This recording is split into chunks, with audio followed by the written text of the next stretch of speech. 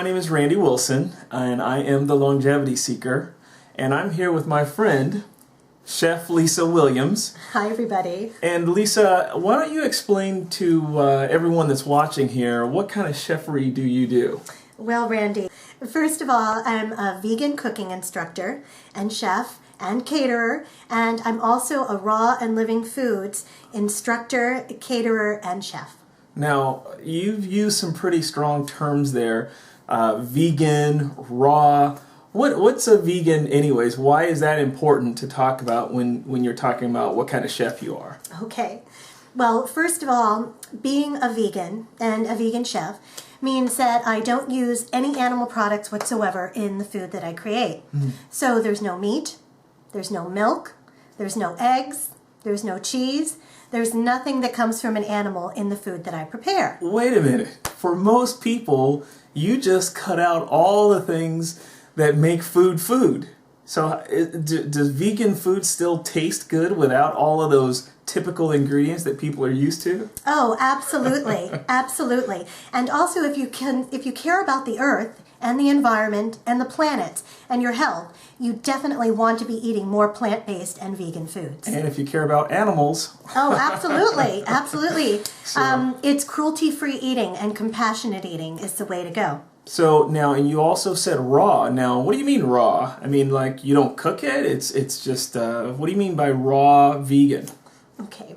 Well, first of all, being a raw foodist or a raw food enthusiast or a living foods enthusiast means that the food is not cooked or heated over 105 degrees Fahrenheit. So typically a raw foodist diet is comprised of a lot of nuts and seeds and fresh fruits and vegetables. And not cooked or anything like that. That's right. So, and I understand that when you don't cook it, you preserve the nutrient factor. Absolutely. Proteins, vitamins, minerals, and all of the natural things that our body likes to have. And the inside. enzymes. And the enzymes, and in particular, the micronutrients are preserved for optimal nutritional integrity when you don't heat or process your foods. Okay, so then we understand that you're a chef, we understand that you're a raw food, living food, vegan chef. So let's get to the reason why we're actually talking today, and that is digestive health. That's right. And Lisa, what are some of the issues that you see out there? You're a chef, so what are some of the issues that people are faced with when we're talking about digestive health as it relates to food? Well, sure. First, let me preface why I'm so concerned with digestive health. In addition to being a chef, I'm also a certified therapeutic recreation specialist. So I've spent many years working in institutionalized healthcare. And one of the things that I've seen over and over and over again with all of my patients is constipation and digestive issues. Mm-hmm. And that is something that can be easily alleviated through your diet. Now, and I can imagine that because of the diet, the standard American diet, we're probably not limited to just hospitals or care facilities. Many people, because of the kind of foods that they eat, a lot of meat, a lot of cooked, foods that are not rich in fibers, a lot of foods that are not rich in nutrients or enzymes that help the digestion. Do you think that a lot of people might be experiencing some of these digestive issues, maybe constipation? Well, Randy, I know that they are. Mm-hmm. And statistics show that the number one and number two over-the-counter drugs sold in the United States are laxatives and antacids. Well, okay, so what does a laxative do? A laxative does what? Helps you go poop better. Is that right? A laxative helps you go poop. That's basically what it is. Now, and what you're telling me is that, or shall I say, are you telling me that if we found a way to digest the right kind of foods, maybe more living foods, maybe more fruits and vegetables, that would in turn have the same kind of result that people spend money over the counter drugs for laxatives? Yes, absolutely. Getting more fiber in your life is definitely the way to go. More soluble and insoluble fiber is necessary, essential for good digestive health, and also making sure that you're well hydrated and that you get some movement and some exercise.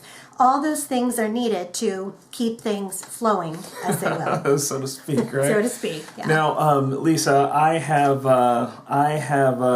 read and studied on this digestive thing, and is it true that many of the diseases, from cancers to heart disease to diabetes, typically all originate from problems with digestion? In other words, rancid meat sits in the gut for a long time, or things aren't flowing. We're not getting the nutrients out of the food because we have problems with our digestive tract. Can you speak on that a little bit?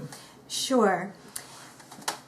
In the medical establishment, you are not considered constipated, officially constipated, until the 4th day. Oh. So that means you can go without a bowel movement for 3 days, and it's not until the 4th day that you are considered constipated. Wow. So just imagine that. All the food keeps backing up and backing up and backing up, fermenting in the gut, and just creating fermentation and rancid and kind disease. of rancid And environment. exactly. Yeah. When people don't have a clear or a clean intestinal system, it creates a very acidic environment in the body. Toxic, Acidic environment. Right. And almost all the people that are in nursing homes that are of extremely ill health have acidic bodies.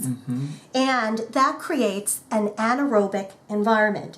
And so aerobic means, we're getting oxygen and things Okay. coming to our lungs. Okay. But when it's anaerobic, there's no oxygen. And when there's no oxygen, that is a perfect opportunity for disease and illness, infection to grow in the body. Okay, and so when we have a lack of oxygen and disease is starting to fester, maybe our diet can be linked to this kind of bottleneck, if you will, in our body's own ability to heal itself. So are you saying that because of this situation with our digestion, the foods that we're eating, it limits our body's natural ability to heal ourselves, and then in turn might make things a lot worse? Well, yes. Well, let me kind of try to put it in kind of simplistic terms.